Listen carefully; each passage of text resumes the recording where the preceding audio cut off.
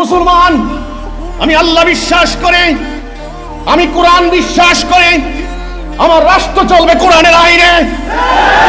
আমরা হব এক জাতি, আমাদের নেতা হবেন একজন, আমরা হুকুম মানব আল্লাহর, দুনিয়াতে আমরা হব সেরা জাতি। এই কথা আমি বলেছি, যেটা আমি বলি নাই। আমার নামে মিথ্যা গল্প চালু করে দিয়ে একটা উগ্রবাদী গোষ্ঠী মব সৃষ্টির পায়তারা করছে, আমার বাড়িঘরে হামলা করার ষড়যন্ত্র করছে, আমার মসজিদ আক্রমণ করার ষড়যন্ত্র হচ্ছে। আমি উম্মত মুহাম্মদী, মুহাম্মদ রাসূলুল্লাহর উম্মত। আমি পালিয়ে যাওয়া শিখি নাই, আমি পিঠ দেখানো শিখি নাই। আমার রাসূল ৭৮ যুদ্ধ করেছেন, আমার জীবনে একটাও করার ইচ্ছা রয়েছে। কাজেই আমার বাড়ি রক্ষা করা, আমার ব্যবসা বাণিজ্য, আমার মসজিদ মাদ্রাসা, আমার স্কুল কলেজ ইন্ডাস্ট্রি ফ্যাক্টরি ইত্যাদি রক্ষা করা আমার মানবাধিকার, আত্মরক্ষার অধিকার, ন্যায়সঙ্গত অধিকার। আল্লাহ রাসূল মদিনাকে রক্ষা করেন নাই? আপনারা কি প্রস্তুত? এই সত্য যদি আজ নির্বাপিত হয়ে যায়, আগামী দিন ইসলামের কথা বলার কেউ থাকবে না। আজকে বলুন, নোয়াখালীতে, সোনাইমুড়িতে আমার উপর বারবার হামলা হয়েছে, আমি একটা আক্রমণ করি নাই।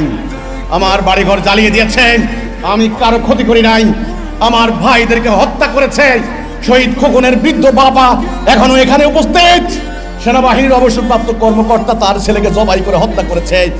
শহীদ খোকনের বাবা এখনো বেঁচে আছে, ছেলের হত্যার মামলা এখনো ঝুলে আছে, তার পর্যন্ত বিচার হয় নাই। এই মসজিদ নির্মাণ করতে এসেছিলেন, বারবার আমার সম্পদ লুণ্ঠন করা হয়, আমার বাড়িঘরে হামলা করা হয়, আমার মসজিদ ভাঙা হয়, আমার ভাইদেরকে হত্যা করা হয়, আর আমি হতে দেব না।